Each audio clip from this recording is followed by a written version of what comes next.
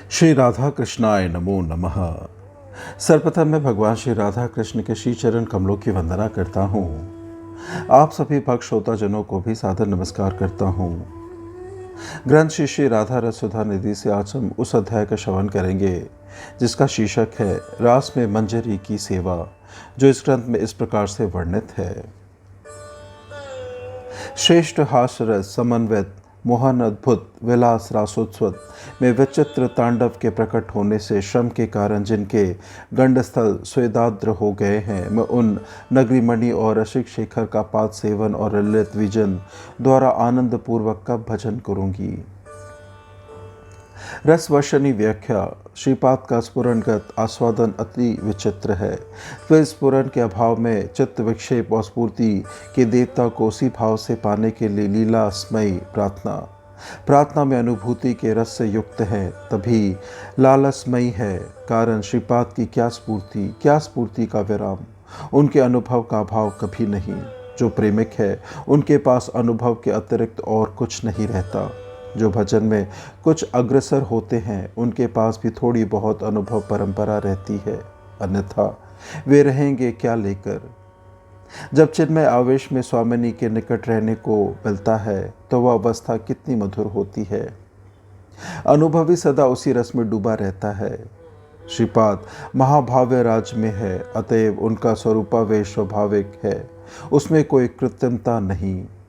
पिछले श्लोक में यमुना पुलिन पर रास रसिक के साथ रासेश्वरी के मधुर मिलन और पुलिन विहार की मधुर स्फूर्ति प्राप्त की थी। स्फुरन का विराम आते ही हाहाकार मच गया था। वही लीला स्फुरन में पुनः प्राप्त हुई है। श्री युगल कुछ समय पुलिन विहार कर रासस्थली पर वंशीनाथ के आकृष्ट सभी गोपियों के बीच आ पहुँचे हैं। रास नृत्य आरंभ हुआ है। मंडली बंधे गोपीगण करे नर्तन, मध्य राधा सह नाचे व्रजेंद्र नंदन। आज का रासोत्सव सहास्वर मोहनाद्भुत विलास है। परस्पर के नृत्य माधुरी देखकर रसराज और रसनायिकाओं के अधर पुष्टों पर चित्त विकास जनित मधुर हास्य मंजरी विकसित हो उठी है। परस्पर के रथाक के भाव से उदित नृत्य गीतादि परस्पर का चिन्मत विमोहित कर अंतस में चमत्कारित्व जगा रहे हैं। रासलीला विश्व मोहन श्री श्याम सुंदर को भी मोहने वाली है, यह हमने पिछले श्लोक की व्याख्या में बताया है। रासलीला रास नायिका ब्रज बालाओं के चित्त को भी मोहने वाली है। सुदूर प्रवास मधुर विरह में भी रासलीला की मोहनता उनके चित्त में अपना प्रभाव जाल फैलाकर स्मृति पथ पर जागृत थी। उद्धव जी से श्री कृष्ण के विषय में पूछते हुए गोपियों ने कहा था, हे राजदूत, तुम्हारे प्रभु मथुरा नगरियों को पाकर हम लोगों को निश्चय ही भूल गए हैं, पर जिन रातों में रास क्रीड़ा हुई थी उन रातों की बात भी क्या वे भूल गए। जिन रातों की बात याद आते ही हृदय एक अनिर्वचनीय उन्मादना से अधीर हो जाता है। उस रात दिव्य शरदीय पूर्ण चंद्र के उदय होने से आकाश शुभ्रता को प्राप्त हुआ था। सुधाकर के स्निग्ध किरण कंठ समूह आकाश में फैलकर धरणी के वक्ष पर अविराम झरझर पड़ रहे थे। चंद्र की शुभ्र किरण मालाओं में शुभ्रवर्ण कुंद मल्लिकादि पुष्पों की शुभ्रता में वृंदावन की प्रकृति मानो उल्लास से पूर्ण हो हंस रही थी। यमुना के काले काले जल में कमल कुमादी शुभ्रवन जलज कुसुम वाली विकसित होने से कृष्णा भी दूध सी शुभ्रता को प्राप्त हुई थी। यमुना पुलिन की बालुका राशि कर्पूर चूर्ण की तरह शुभ्र कोमल और सुगंधित थी। इसके अतिरिक्त देवताओं द्वारा फूल बरसाए जाने से शुभ्र सुगंधित कुसुम राशि रासथली की चादर बन गई थी।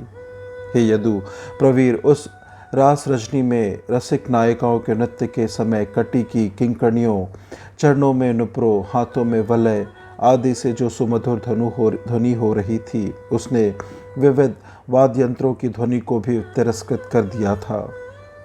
उस परम सुखद रासलीला की बात क्या तुम्हारे प्रभु याद करते हैं। रासनृत्य परायणा व्रत सुंदरियों वेणी और कांची की गांठें कसकर बांधकर क्षिप्र किंतु लघु पदक्षेप के साथ मधुर नृत्य कला का प्रदर्शन कर रही हैं।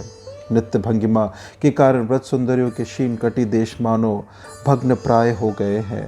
हवा से सहरे लता पल्लवों की तरह उनके दोनों हाथ नृत्य भंगिमा में आंदोलित हो रहे हैं। अंतर के रथयाख्य भाव के अभिव्यंजक मृदु मंद हास्य के साथ कैसा मनोहर भूव विलास। नृत्यांदोलन में उनके उत्तरे आंदोलित और शिथिल हो गए हैं। स्पर्ण दर्पण की तरह गंडस्थल चंचल मणिकुंडलों की प्रभा से झिलमिला रहे हैं। उनके मुखमंडल पर श्वेत बिंदु स्वर्ण पद और मुक्ताओं की तरह सुशोभित है। मधु कृष्ण गुणगान करते हुए वे सब मेघपुंज में तड़ित माला की तरह शोभा पा रही है। नाचत श्याम संगे व्रज नारी, जलत पुंजे जनु तड़ित लतावली, अंग भंग कत रंग विथारी, नटन हिल्लोल लोल मणि मुकुंडल, ब्रजन जन टलमल वदनहु चंद, रस भरे गलत ललित कुछ कंचुक, नीवी खसत अरु कवरीक बंद, दुहु दुहु सरस पर सरस लाल से आल से रह तनु लाई, गोविंद दास पहो मूर्ति मनोभाव, कत युवती रति आरती बढ़ाई। श्रीपाद किंकरी के रूप में देख रहे हैं विचित्र वर्तांड शमन जलांध्र गंड स्थलों। विचित्र मधुर नृत्य में रासेश्वरी और रसिक शेखर के गंडस्थल श्रम जल से आर्द्र हो गए हैं। किंकरी रूप में श्रीपाद मधुर पंखा झल रहे हैं। सेवन के साथ युगल की नित्य माधुरी का आस्वादन भी निहित है। साधक को भी इस रस में डूबना होगा। स्मरण निष्ठ साधक को स्मरण के समय लगता है कि वह मानो साक्षात सेवा ही कर रहा है, स्मरण कर रहा है। यह बात मन में नहीं रहती। स्मरण के निविड़ता में ऐसा होता है। व्यवहारिक जगत का आवेश लेकर राधा रानी की सेवा स्मरण नहीं चलता।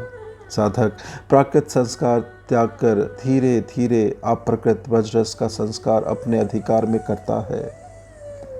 श्रीपाद ने अपने संगीत माधव गीति काव्य में लिखा है, यही है वज्रस के अप्रकृत संस्कारों का मधुर विचित्र। श्रीपाद ने स्वयं अपने मन को यह संस्कार प्राप्त करने का उपदेश दिया है।